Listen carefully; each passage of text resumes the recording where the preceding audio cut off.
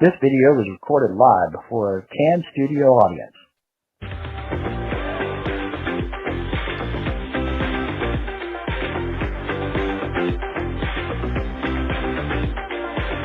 It's Friday Night Movie Reviews, and here they are, Chris and Keith. Hi. Hello. I'm Keith. I'm Chris. And this is Friday Night Movie Reviews. Thank you for joining us. If you've noticed, we've had a little bit of hiatus in our video drops, but hey, we're getting back in tune with things, and we're seeing movies again, and we're reviewing them again.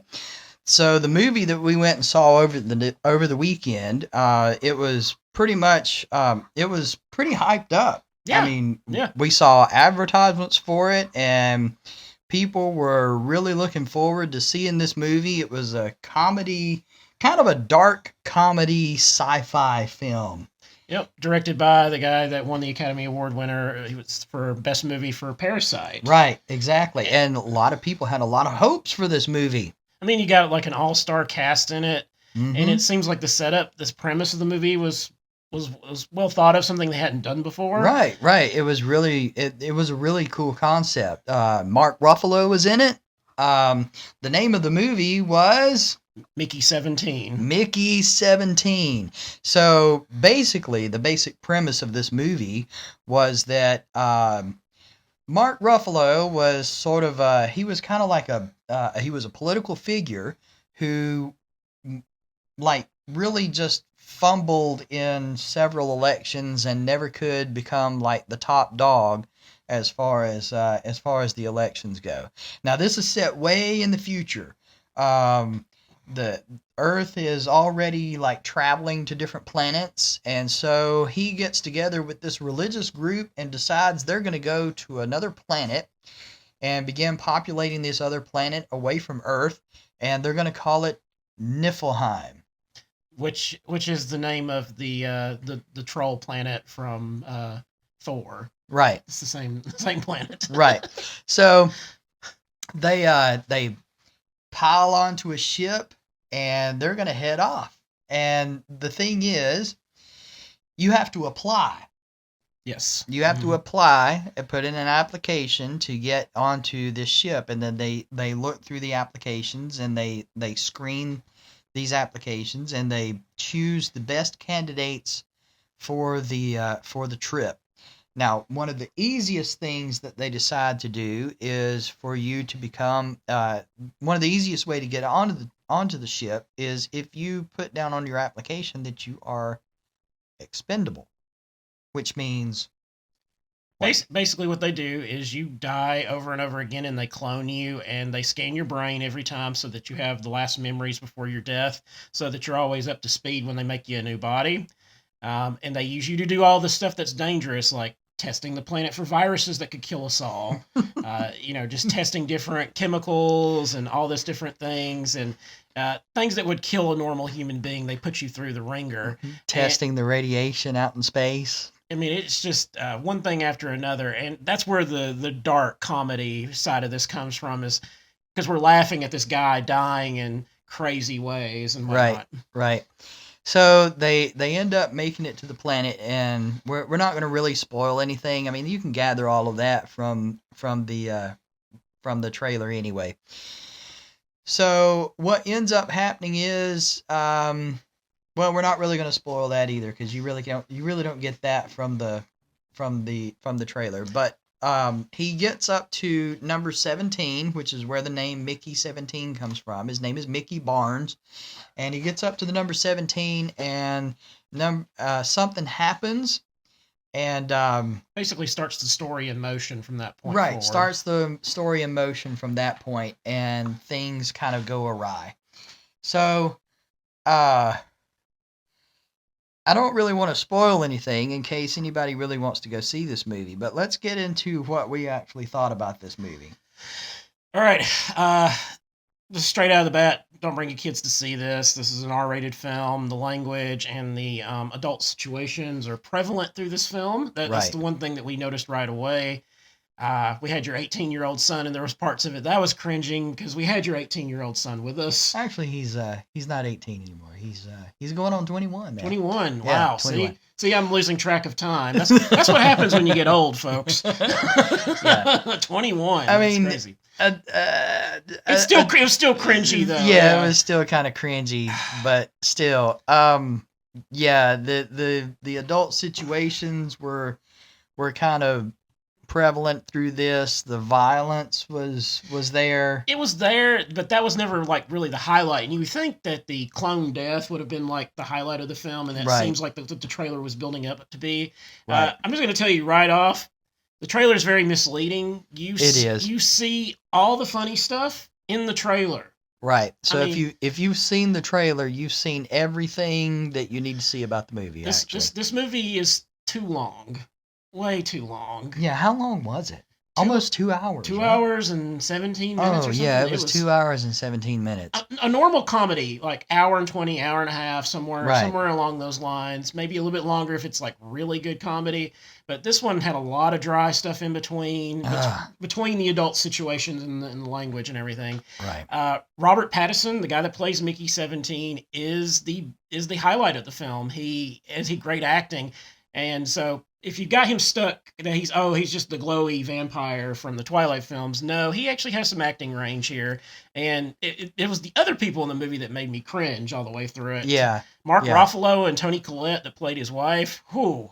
And I understand that they're supposed to be the villains in the film, but and they were supposed to be annoying, and I guess if you kind of gauge their performance on the fact that their characters were just supposed to be completely annoying, they really succeeded, because there were several times, I mean, almost every single time that it showed them on screen, I just wanted to reach through and strangle them both. Oh, so absolutely. they'd shut up. Yeah, I honestly think the subtitle of this movie should have just been "Hurry Up." Yeah. It was. There were things about the film that I didn't like. Language aside, because you're gonna have language in everything.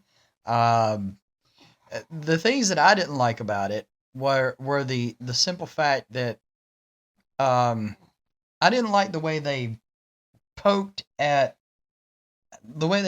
religious people. Yeah, what religion it might have been. Yeah, they never really specify what that actually was. You're just kind of inclined to kind of guess on that regard. But in any case, I'm just not a fan of the whole making fun of religion, and you could tell that's what their intent was, to be the biggest jokes in the film, and it just fell flat. Yeah, they fell really flat. It was supposed to be kind of the funniest part of the movie. Yeah, but it really fell flat, and it wasn't just because, hey, you know what, I don't like jokes that poke fun at religious, because I do. I mean, sometimes religious jokes are hilarious. Oh, absolutely. But those that were in this movie, I didn't like it, because it made religious people look extremely greedy, foolish almost, and it's almost like they don't really believe in what they're saying. And extremely foolish. Yeah. It made them look stupid and foolish and extremely greedy, and I just didn't like that aspect. The movie really wanted us to take away that Mark Ruffalo and his wife were like the funniest things in the movie, and they weren't. They were just irritating. Also, it made it look like religious people were secretly evil. Yeah, because he would be like religion or church or something like that. He would say, but then he would say company right after that. Right, and then he would turn around and he would want to kill somebody. Mm-hmm. So I say, if you're going to satire something, you need to do it well. But this just came off flat. Yeah, in poor taste. It was not done very well at all. And I don't know if it's because the director is not from America and he doesn't understand American culture, or American comedy may have been the issue. I don't know if that's what the problem was, but there's so much oversight in movies with producers and the people over you, because this was a Warner Brothers film. It's just like somebody along the way that didn't watch the dailies for this movie would have been like, I don't know if this is working. Like this, right. And or maybe they just found that kind of irritating comedy funny. I've never been a fan of irritating comedy. Yeah, and I think that's what it was. It seemed to me like it was more irritating comedy than anything else. I mean, let's just take the whole, poking fun at the religious out of it. It was irritating. The It comedy was irritating, and I just never have liked that kind of comedy. Is just And it's irritating. I just expected more because Mark Ruffalo can act. Tony Collette that played his wife, she can act, and she's usually does very well in comedies. But I just like, I couldn't wait for her no longer to be on screen. I mean, it was to that point. Right. And if my phone wasn't like trapped in my coat pocket in the seat next to me, I would have been trying to get on my phone the entire time because I wanted away from the movie. It was complete to me. It was completely uninteresting. It was just not. The concept of the film, the overall concept of it was okay. I mean, it's not something that hasn't ever been done before, because I mean, you can point to just about every sci-fi movie out there, and every sci-fi movie out there is about colonizing another planet. Yeah. But it was just the way they executed it was terrible. Yeah, poor execution. It was horrible. I could have gotten my dog, my birds, and my cat together, and they could have written a better script than this. This was just terrible. Well, I mean, at times I honestly felt like maybe this movie was written by AI because it just didn't work. It almost seemed like it was a hodgepodge of different things thrown together, and hey, we'll turn this into a movie. Yeah. Well, in this scene, the characters will do this, and in this scene, they'll do this, and it's something totally opposite from what they've been doing the whole entire time. And no, we'll just join it all together and make it into a movie, and it was terrible. Yeah, and things that it should have taken 5 minutes to explain, they would stretch out for.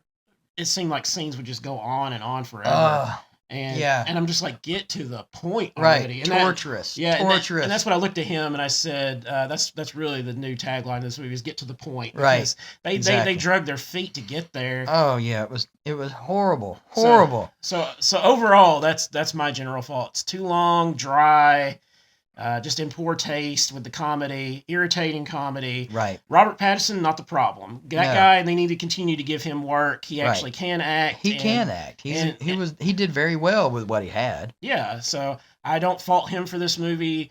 Fault the director, Warner Brothers, something, but the writers, if it was AI. I mean, it said it was written directed by the guy that did Parasite. So I don't think he's going to be directing another American movie. I think he's done. Yeah, whatever. He definitely doesn't need to be writing anything. That's for sure. It was the #1 movie, but it had no competition because Captain America. See our video on that one. Was its only competition in that movie was like 4 weeks old at this point. So it was #1 for that reason only. It still didn't. This movie had no competition, and it still did not make the money that they put into the budget to make it. Oh yeah, it only made $19 million this weekend, and it had a budget of $177 million. Right. It's not making its money back. It did not make that money back at all. And okay, so let's answer the question: was it worth your cash or was it trash? This movie was definitely trash. It was definitely not worth your cash. It was not worth your time. It was not worth anything. If you drive to the theater to see this movie, you have wasted your gas. If you sit at home and watch this movie on Netflix or whatever streaming it comes Max, on, then you are wasting your time and you're wasting the electricity that it's taking to run your television, your stereo, or whatever it is that you're going to listen to it on. It's terrible. Terrible. Stay away from it. Avoid it like the plague. Yeah. I couldn't have said it better myself. Yeah, just avoid this movie. I am going to give this movie 0 popcorns. That's how much I hated this film. That's fair. I'm going to give it 1 just because of Robert Pattinson's performance, and that is it. And it's just because I want to see that guy go on again. You know, I'm waiting for him to do The Batman 2, and that's it. Like, don't let that affect his career with this movie. I mean, everybody's can be in at least one dud in their career, and this is his. Unfortunately, I'm hoping it does not affect his career because he is a good actor. Yeah. But this was a terrible, terrible movie. And if you go see it because, oh, Parasite was so good, Mm-mm. and you're expecting another movie like Parasite, you are going to be sorely disappointed. Yep. This movie was trash. All right. Well, we've said what we had to say about it. And hopefully you will, hopefully you won't see it. That's our cue to go. Yep. Remember to like, share, subscribe. Remember to hit that bell notification for when our next video drops. Leave us a comment. If you happen to, unfortunately, have already seen this movie before our review, let us know what you thought of it. Yeah. And just leave us a comment. Is there any video or movie, something you want us to review? Let us know in the comments. Hey, and if we got this movie wrong, let us know in the comments. We'll definitely answer you back. Listen, go and see a better movie. Get some friends together, get your family together, and go see a better movie than this one, because there's got to be something better than this one out there. Watching grass grow would have been better than this. Hey, we enjoyed having you with us. We enjoyed your time. We enjoyed you spending time with us, because we like spending time with you. Enjoy your movie.